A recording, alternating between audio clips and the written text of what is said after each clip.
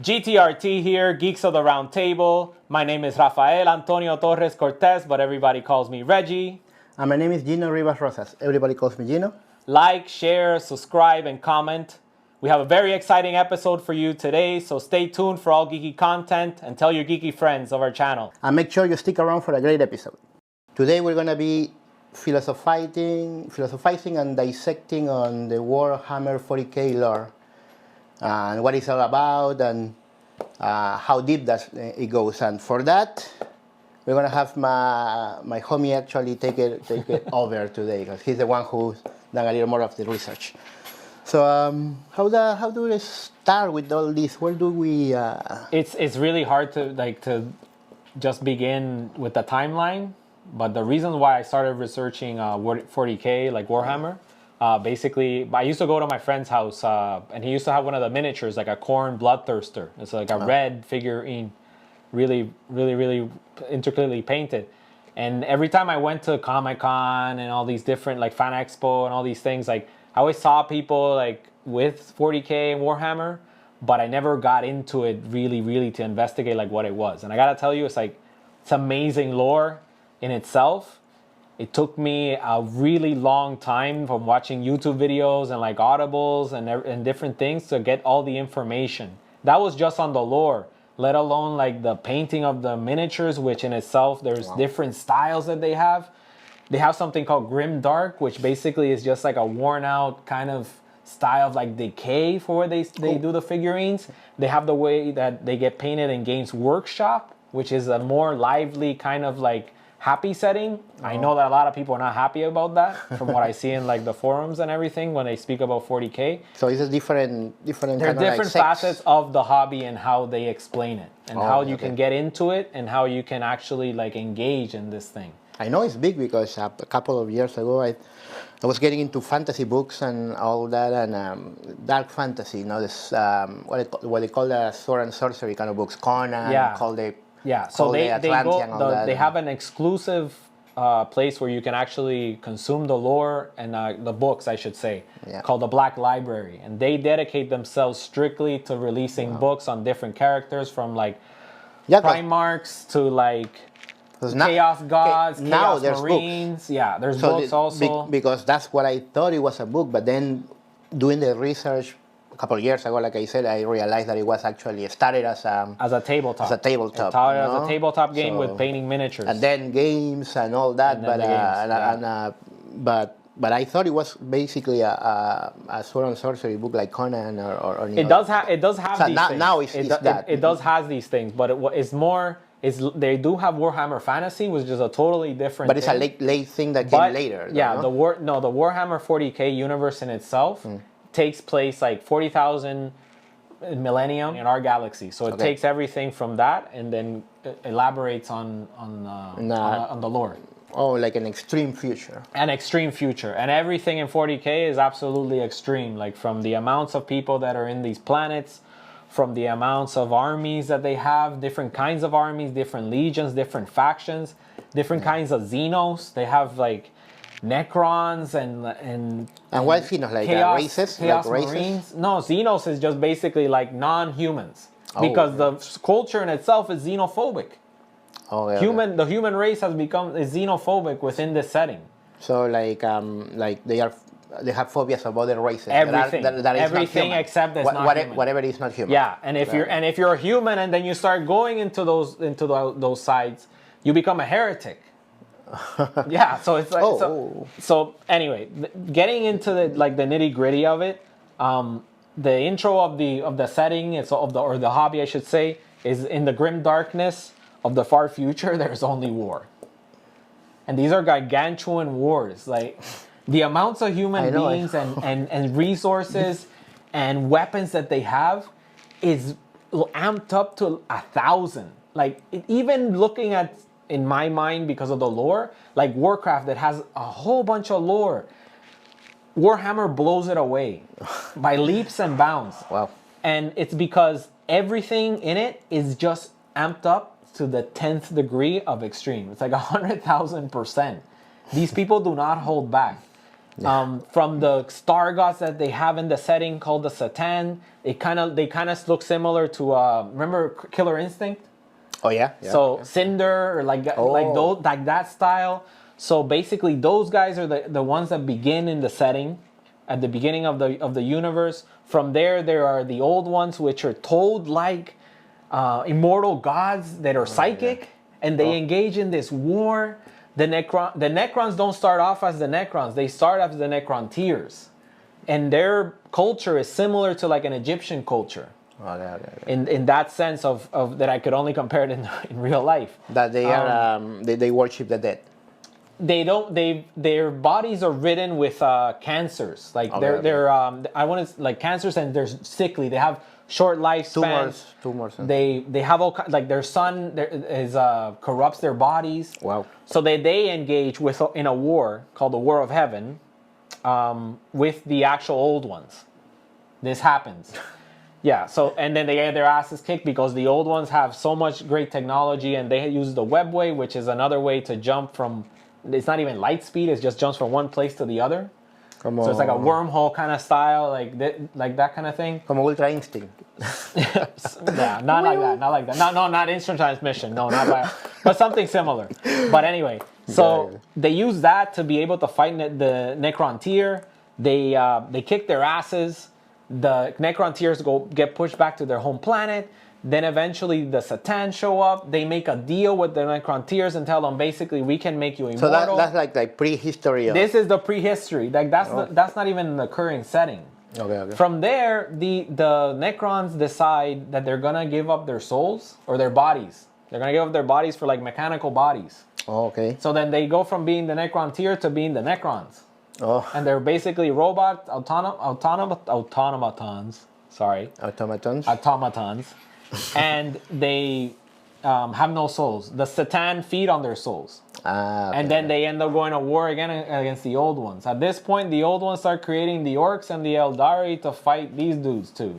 So that's two more. Those are like elves, and then the orcs are just like a the Cork. The Cork, sorry. It was called the Corks. They're called Corks. So they are like Kind of like Warcraft. Anyway, I'm figuring it out. Yeah, it's really overwhelming, man, to actually describe that's what I was setting. When I was started checking and researching. I was like, sometimes the things that I will find out, I was like, this what? Like it's a lot. It took me for about. example, when the first time I realized that I was reading, I was checking a video. Somebody was doing an essay on a good essay, and I was checking the lore on that, and I think they explained the big guy, the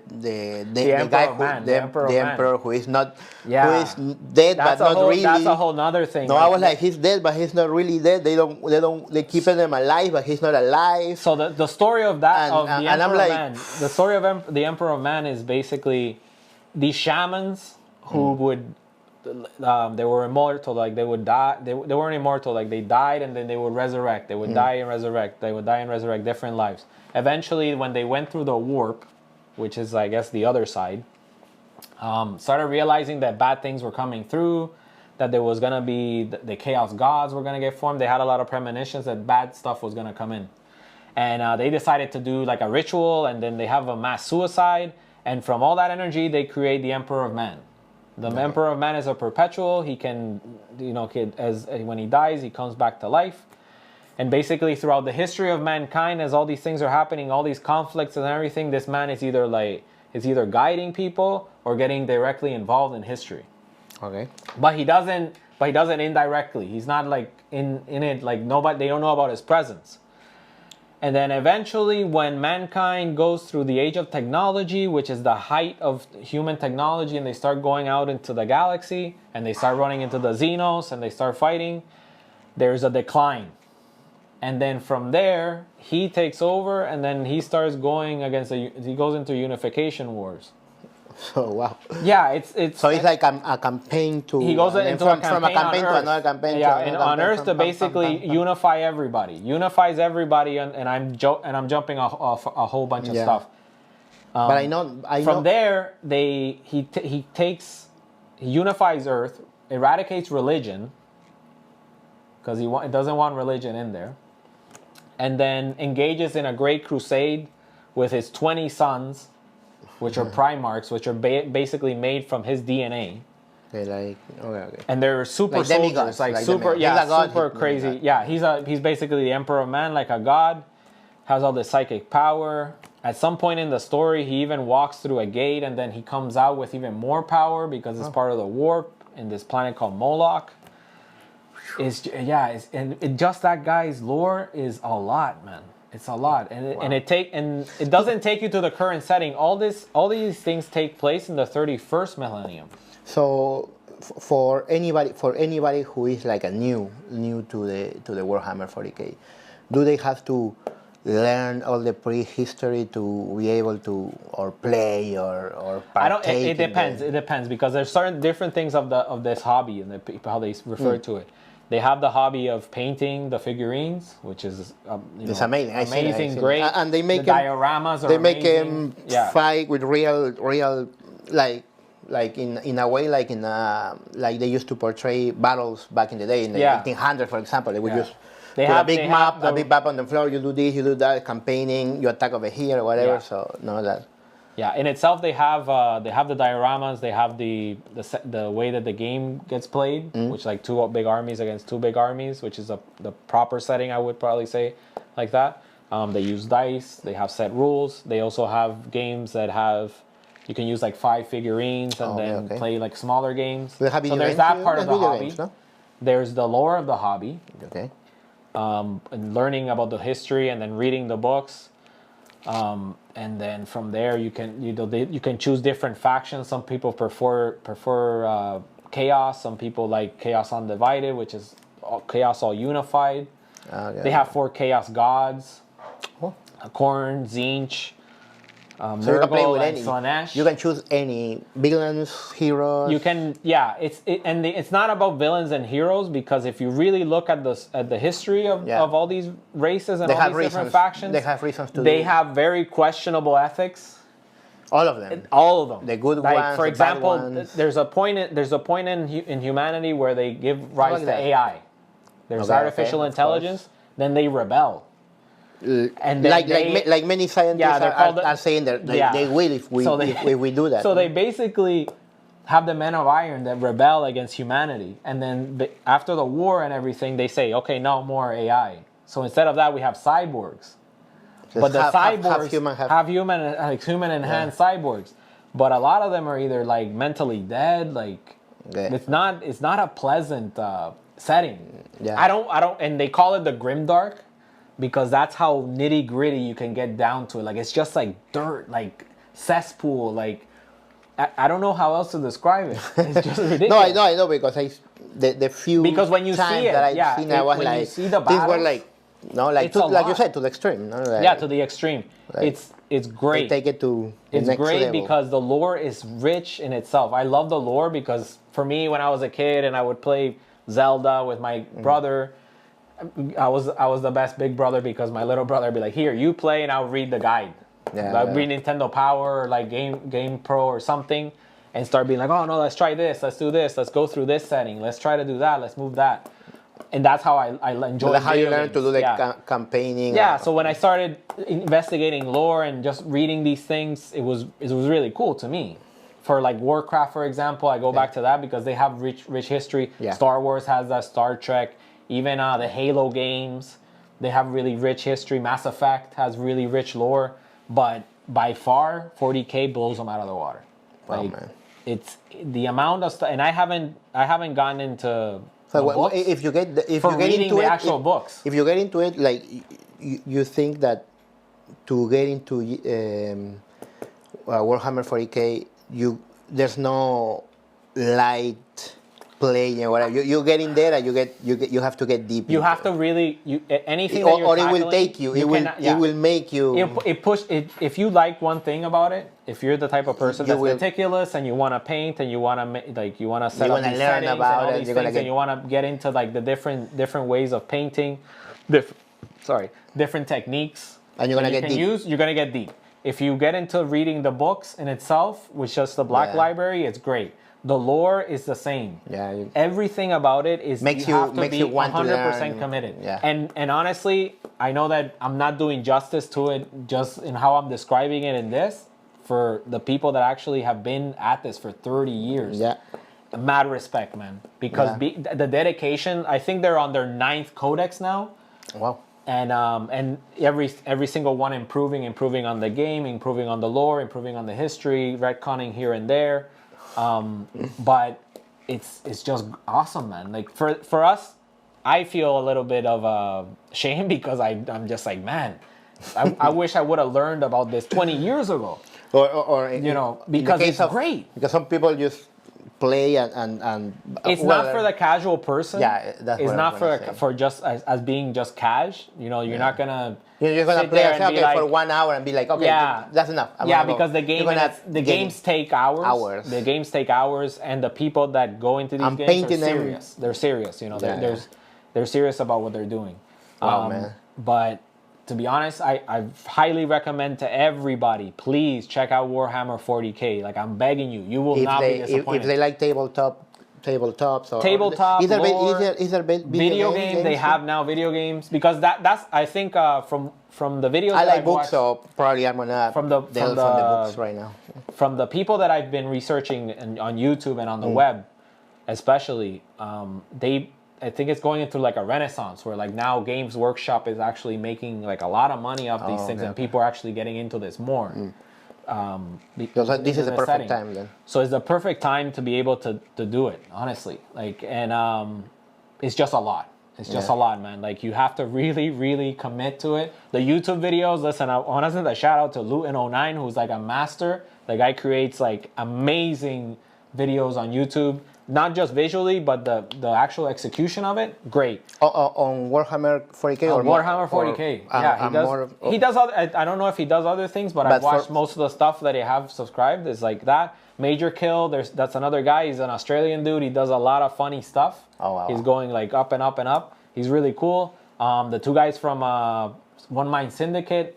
I started off like when I started looking up on YouTube. That's the people that I saw. And Baltimore is great because the guy actually does it like as a serious setting. Like, he doesn't, it's well narrated with passion. The man exudes the passion of Warhammer. It makes it really, some of the videos, and it's really light. Some of the videos are super serious. Some of them are funny, but you can see the passion in it. You can see the passion in the people that do these things, and it's just great. It makes you want to get into it. It does. And honestly, they have, men, women, high, tall, like they have everything, like everything that you could think of, like and but it's all about the writing and the idea of the game, and not trying to let's say. The amount of detail, there's no agenda for these it's about guys. The game. It's just basically the amount of detail is exquisite. Well, I like the only word that I could say is that. I like it's that. Exquisite, man. It's a pleasure to be reading these things. It's just great because they really, really go into it. You know what? It's not for casual people. Honestly, like I'm not much of a gamer or tabletop guy, but I do. Like I said, I was looking for the book, so now that gets me, gets my youth flowing. Honestly, I want to get those books. Well, I'm building a Sword and Sorcery kind of library, and I've been trying to reread the Conan book. So this one I want to. Listen, honestly, it's if you look at it from that perspective, it's just not the fantasy is there, but it's more like sci-fi, steampunk. Different genres. Yeah, I can't. Into one. You know what? I'm not even gonna give it a genre. 40K is just the bomb. Yeah, it's amazing. It's just amazing. I love it. It's so great. Dark fantasy.